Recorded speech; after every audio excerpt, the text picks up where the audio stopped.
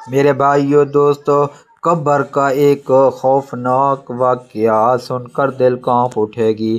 ایک ایمان افروز واقعہ۔ السلام علیکم ورحمۃ اللہ وبرکاتہ۔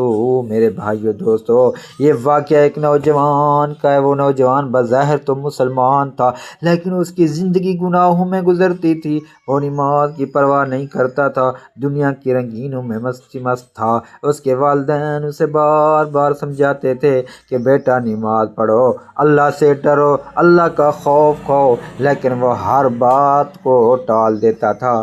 ایک دن اچانک اسے نوجوان کی موت ہو گئی۔ جب اسے غسل دیا گیا، جنازہ پڑھ کر قبر میں اتارا گیا تو سب لوگ دعا کر کے واپس آ گئے۔ میرے بھائیو دوستو، رات کو اس نوجوان کے ایک قریبی دوست نے خواب دیکھا۔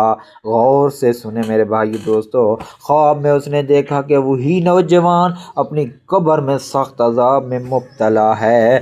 قبر بہت تنگ ہو گئی ہے، وہ سخت تکلیف میں ہے۔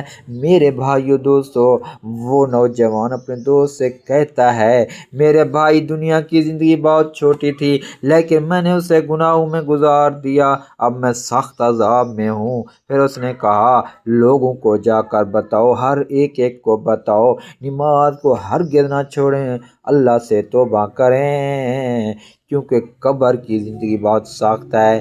میرے بھائیو دوستو، اس لیے کہتا ہوں کہ دنیا میں جو کچھ ہے، یہاں اپنی نیکیاں کما کے جائیں۔ جب اس کا دوست صبح اٹھا تو وہ بہت خوف زدہ تھا۔ اس نے فوراً لوگوں کو یہ خواب بتایا تاکہ سب عبرت حاصل کر سکیں۔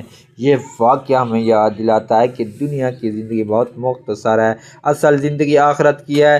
رسول اکرم صلی اللہ علیہ وسلم نے فرمایا کہ قبر آخرت کی پہلی منزل ہے۔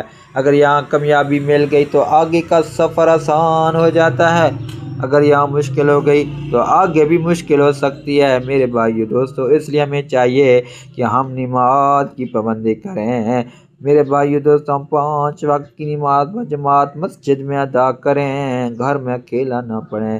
گھر میں اکیلا پڑھنے کا 1 ثواب ملتا ہے، مسجد میں ادا کرنے سے 23 گنا ثواب ملتا ہے۔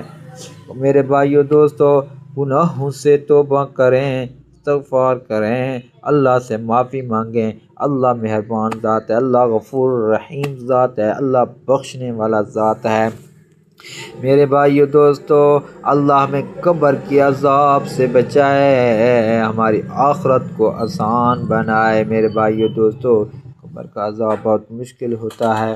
اللہ تعالیٰ میں اس پر عمل کرنے کی توفیق عطا فرمائے۔ وآخر دعوانا الحمدللہ رب